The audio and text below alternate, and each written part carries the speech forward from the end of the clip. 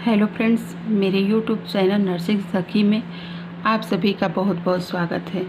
जैसा कि मैंने अपने पिछली वीडियो में डिलीवरी ट्रे के बारे में आपको जानकारी दी। अब उसके बाद जो होता है डिलीवरी पॉइंट पे जो दूसरी ट्रे होती है वो पीजियाटमी ट्रे होती है। बिल्कुल इसी तरह एक ट्रे रखी भी जाती है। जब हम लेबर रूम में होते हैं, काम करते हैं, तो पहले डिलीवरी ट्रे रखते हैं, फिर पीजियाटमी ट्रे रखते हैं। तो आज हम पीजियाटमी ट्रे के बारे में आप लोगों को बताएंगे कि इसमें कौन कौन से सामान होते हैं और उनके पर्पज़ क्या हैं, उनके रखने के पर्पज़ क्या हैं इसमें, और वो कैसे यूज किए जाते हैं। तो आइए जानते हैं पीजियाटमी ट्रे में सबसे पहले कौन कौन से सामान हम रखते हैं। इसमें फ्रेंड्स हम injection xylocaine 2%, 10 ml disposable syringe with needle, episiotomy scissor, kidney tray, artery forceps, Allis forceps, sponge holding forceps, tooth forceps, needle holder, needle round body and cutting, chromic catgut number 0, gauze pieces, cotton swab, antiseptic lotion, thumb forceps, gloves, इतनी सारी चीज़ों को इसी क्रम में रखते हैं।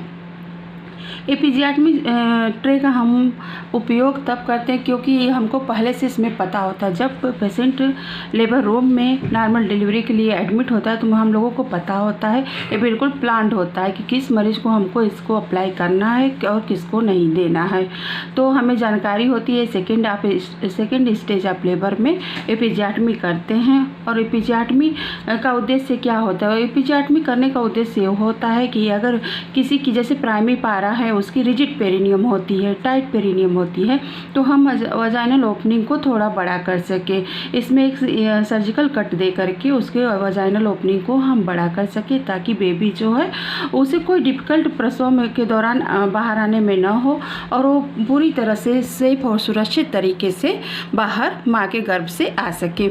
और इसमें जो होता है कि हम बहुत सारे इंडिकेशन हैं तब एपिजियाटमी दे देंगे। अगर वो प्राइमरी मरीज नहीं भी है तो, जैसे अगर बिग साइज़ की बेबी है तब भी हम इसको अप्लाई करते हैं, ब्रीच हो तब भी अप्लाई करते हैं। फ्रेंड्स, मैं एपिजियाटमी के बारे में अपने नेक्स्ट वीडियो में आप लोगों को बताऊंगी। अब इसके जान लेते हैं कि इसमें चीज़ें क्यों रखते हैं। इंजेक्शन जाइलोकेन 2% रखने का मतलब ये है कि हम 10 ml डिस्पोजेबल सिरिंज में इसको ले करके सेकेंड स्टेज ऑफ लेबर में जब बच्चा क्राउनिंग होने लगती है उसके वक्त लोकल के रूप में, लोकल एनेस्थीसिया के रूप में ये इंजेक्शन को देते हैं और इसी सिरिंज में ले करके उसके पेरिनियल एरिया में हम देते हैं। और देते वक्त इतना ध्यान रखना चाहिए कि आपको ज़रूर पिस्टन खींच करके पीछे देख लेना चाहिए कि कहीं आई भी तो उसमें नहीं जा रहा है। तो इस तरह हम इन दोनों का पर्पस सिर्फ यही है कि हम इसे लोकल एनेस्थीसिया देते हैं पेरिनियल एरिया में। एपिजियाटमी सीजर जो होती है वो एक तरफ से ऐसी एपिजियाटमी सीजर ही होती है कि एक तरफ से ब्लंट होती है और एक तरफ से शार्प होती है। जो ब्लंट एरिया होता है वो हम माँ के इनसाइड वजाइनल पोस्टीरियर वाला वजाइना के इनसाइड रखते हैं और जो शार्प सीजर का पार्ट होता है हम वो आउटसाइड रखते हैं। इसका पर्पज़ ये होता है कि ब्लंट साइड इसलिए रखते हैं ताकि भूल से भी हम बच्चे को इससे कोई कट न लग सके। तो अपनी 2 उंगली जो हम प्लेस करके वजाइनल एरिया में इस इंसिजन को लगाते हैं तो उसमें भी एपिजियाटमी सीजर का प्रयोग करते हैं। इसीलिए इसका नाम एपिजियाटमी सीजर है ताकि एक तरफ से ब्लंट होती है, एक तरफ से शार्प होती है। इतना तो आप देख के ही समझ जाएंगे। अगर जब भी आप एपिजियाटमी सीजर देखेंगे तो आप ये समझ जाएंगे कि ये सीजर इसी काम में आता है। किडनी ट्रे रखते हैं। किडनी ट्रे यहाँ भी हम जो भी मेडिकल वेस्टेज होता है उस दौरान हमारे जो भी आप प्रोसेस करते हैं तो उस वक्त उसमें जो वेस्टेज रहता है हम किडनी ट्रे में रखते हैं। तो आर्टरी फॉरसेप्स का यूज होता है कि कहीं भी ब्लड वेसल्स हैं उनसे ब्लीडिंग हो रही है तो हम तुरंत आर्टरी से उसे क्लैंप कर देते हैं ताकि कुछ देर के लिए ब्लीडिंग को हम स्टॉप रख सकें और ताकि फिर अपने जो सुचर करना है उसके बाद में देख लेंगे ज़्यादा ब्लीडिंग है तो वहाँ सुचर कर देते हैं।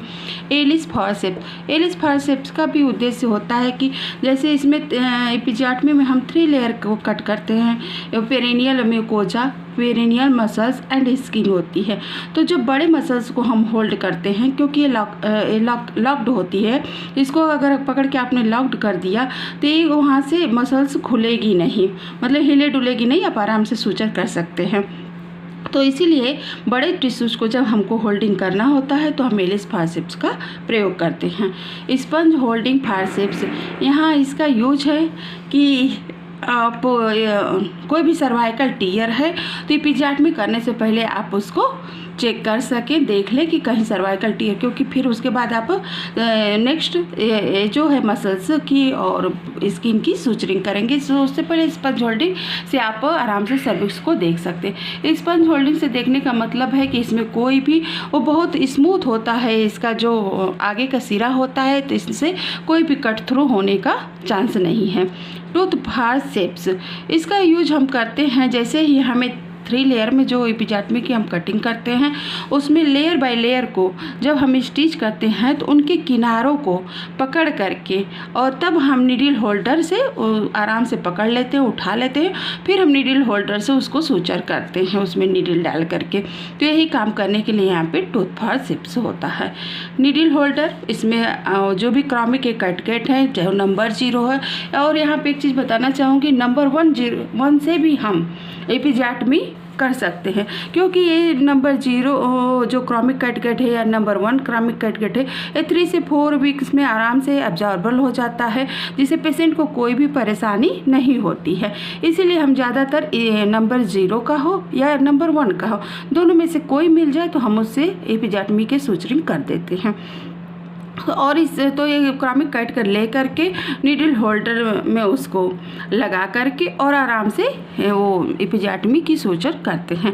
गाज पीस यहाँ रखने का मतलब ये है कि गाज पीस जो होता है यहाँ पे कॉटन स्वैब होता है कि जैसे ही हमने एपिजाटमी को कर लिया, अब कॉटन स्वैब से क्या करेंगे, एंटीसेप्टिक लोशन जैसे बिटाडीन वगैरह जो हम बोल में रखे हैं उसमें डीप करके और पूरे एरिया को उससे क्लीन कर लेंगे, और एरिया से क्लीन करने के बाद उस पर गाज पीस में कॉटन बिटाडीन लोशन लगा करके और रख देते हैं। फिर हम उस पर एक गाज पीस लगा के उस पर और आराम से उस पर रख के फिर उसके ऊपर से सैनिटरी पैड लगा देते हैं, ताकि पूरी तरह स्टरलाइज चीज़ों का प्रयोग करते हैं। यहाँ जो भी चीज़ें हैं वो सब स्टरलाइज चीज़ें रखी जाती हैं, इसमें कोई भी ऐसी अनहाइजीनिक चीज़ें नहीं रखी जाती है, क्योंकि इससे हमें पेशेंट से को काम करना है ना, तो हमें बिल्कुल ध्यान रखना होता है कि ना हम खुद इन्फेक्शन लेंगे ना हमारे द्वारा किसी मरीज को इन्फेक्शन मिले। और इसके बाद है थंब फॉरसेप्स। थम्स फॉरसेप्स का दूसरा नाम जो होता है, इसका दूसरा नाम है नॉन टूथ फॉरसेप या स्मूथ फॉरसेप्स कहते हैं, क्योंकि इसके सिरे पर कोई भी टूथ फॉरसेप में दांत बना रहता है, लेकिन इसमें कोई एकदम ही चिकनी होती है, स्मूथ होती है। अगर हमें मसल्स को ही होल्ड करना है, लेकिन अगर हमें प्रेशर देना है तो अधिक प्रेशर के साथ भी हम अगर मसल्स पकड़ना चाहते हैं, इसको थंब और इंडेक्स फिंगर के बीच में लाई के पेन जैसे पकड़ते हैं और पकड़ करके पूरे प्रेशर के साथ हम मसल्स को होल्ड कर सकते हैं। इसीलिए इसको थंब फॉरसेप्स कहा गया, क्योंकि इसमें थम्स और इंडेक्स फिंगर का प्रयोग होता है। इसके बाद यहाँ है ग्लव्स। ग्लव्स का प्रयोग हम जानते ही हैं कि कोई भी प्रोसीजर लेबर रूम में हम बिना ग्लव्स के नहीं करेंगे, क्योंकि एक बैरियर के रूप में काम करता है इन्फेक्शन के बीच। ना मरीज से हमको मिलता है, ना हम इससे मरीज को अपने थ्रू कोई ही इन्फेक्शन कोई देते हैं। इसलिए बिना ग्लव्स के तो हम कोई प्रोसीजर मेडिकल विभाग में करते ही नहीं हैं। सो फ्रेंड, आई होप कि आपको ये जानकारी अच्छी लगी होगी और इससे आपको लोगों को लाभ होगा। और जो भी स्टूडेंट हैं, चाहे वो BSc नर्सिंग के हैं, एनएम है या GNM के हैं, वो इस वीडियो को ज़रूर देखें ताकि उनको जानकारी हो सके। और इसके साथ साथ ही अगर वीडियो आप लोगों को अच्छी लगी हो तो please like, subscribe and comment और शेयर भी करिए साथ साथ में। Thank you.